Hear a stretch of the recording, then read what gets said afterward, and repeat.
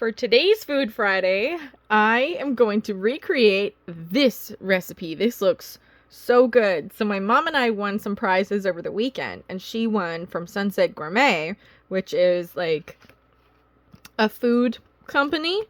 And I'm looking at this fall winter cover, and I'm looking at that meat, and I'm looking at the kale and the potatoes and the broth and the cheese, and I'm like, we need to make this. So let's do our best to recreate this. So the first thing for the soup that we're gonna start with is, of course, the meat. So I got two kinds of meat. This was the only sausage that I could find at Safeway that was like ground sausage. So I got two different flavors. I got hot Italian sausage, and I also got mild Italian sausage. So I'm gonna mix both of these meats together in the slow cooker and until it's fully cooked. Then we're going to add in the rest of the ingredients. Just give it a little bit of a breakup so that more meat can touch the surface of the hot pot.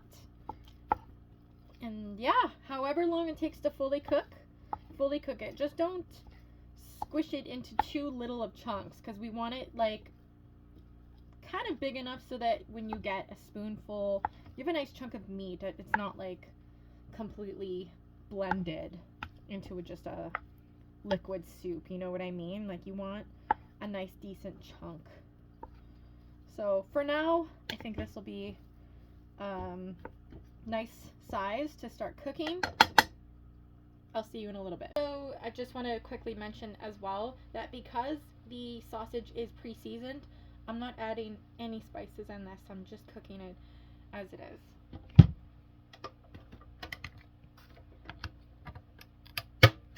Okay, as you can see here, the meat is like relatively cooked, but there's a lot of oil. So I am going to drain the meat and put it back in the slow cooker, let it brown up a little bit, and then we're going to add the rest of the ingredients.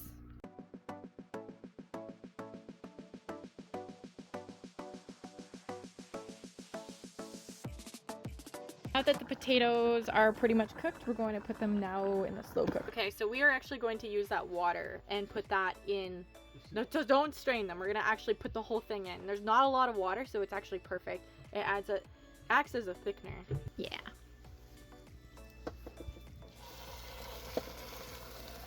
Thank you. Oh yeah, that's perfect. We have two kinds of beans we're going to add in. We're going to add in some black beans and some pinto beans.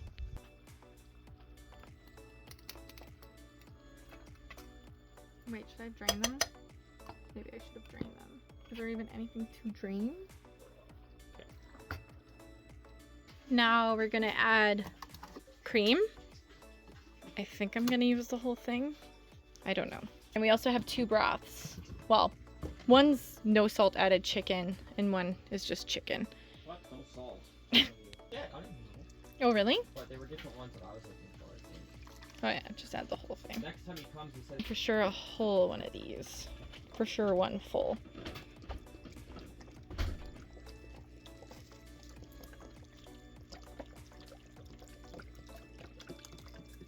Oh yeah, it's kind of looking more like the picture, isn't it?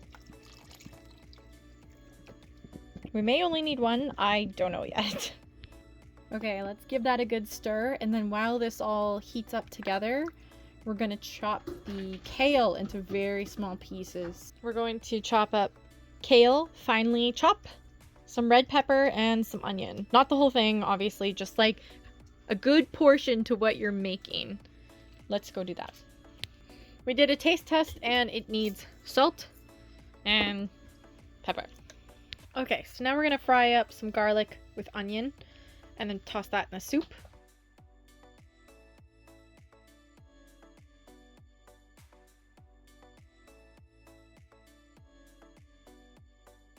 So we're going to add in a special soy sauce.